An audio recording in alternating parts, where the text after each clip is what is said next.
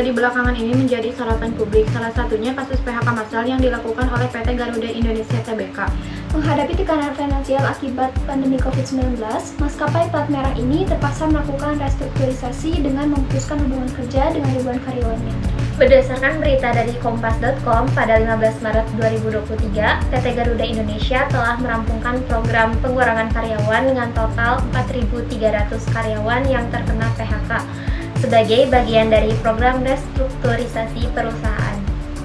Praktik pemutusan hubungan kerja di Indonesia merupakan masalah yang sangat serius dan kompleks dengan berbagai aspek hukum dan etika. Di Indonesia, Undang-Undang Nomor 13 Tahun 2003 tentang Ketenagakerjaan yang telah diperbarui dengan Undang-Undang Nomor 11 Tahun 2020 tentang Cipta Kerja dan peraturan pelaksanaannya seperti Peraturan Pemerintah Nomor 35 Tahun 2021 mengatur PHK secara formal. Regulasi ini mencakup bagaimana PHK dilakukan, syarat-syarat yang membenarkannya, dan hak pekerja yang terkena PHK seperti pesangon, kompensasi, masa kerja, dan pelatihan. Namun, pada kenyataannya PHK sering menyebabkan perdebatan terutama dalam kasus PHK massal yang terjadi di beberapa perusahaan besar seperti PT Garuda Indonesia dan beberapa startup teknologi di Indonesia. Meskipun perusahaan berusaha untuk meningkatkan efisiensi dan reorganisasi dalam kasus-kasus ini, proses PHK seringkali menimbulkan pertanyaan tentang keadilan dan kepatutan terhadap hak-hak pekerja.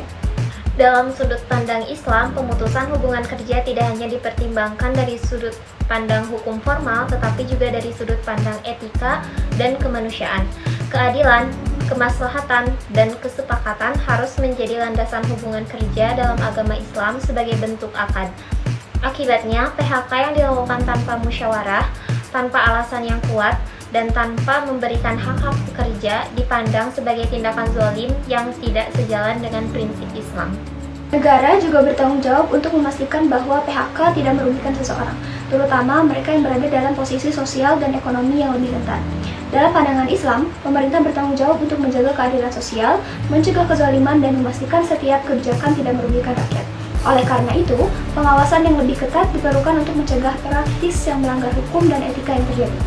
Terakhir, penelitian ini menunjukkan bahwa dalam kasus PHK, perlindungan hukum terhadap pekerja harus dikombinasikan dengan prinsip-prinsip keadilan dan etika Islam untuk mewujudkan hubungan kerja yang sehat, adil, dan berkelanjutan di lingkungan kerja yang mempertahankan nilai-nilai kemanusiaan dan spiritualitas.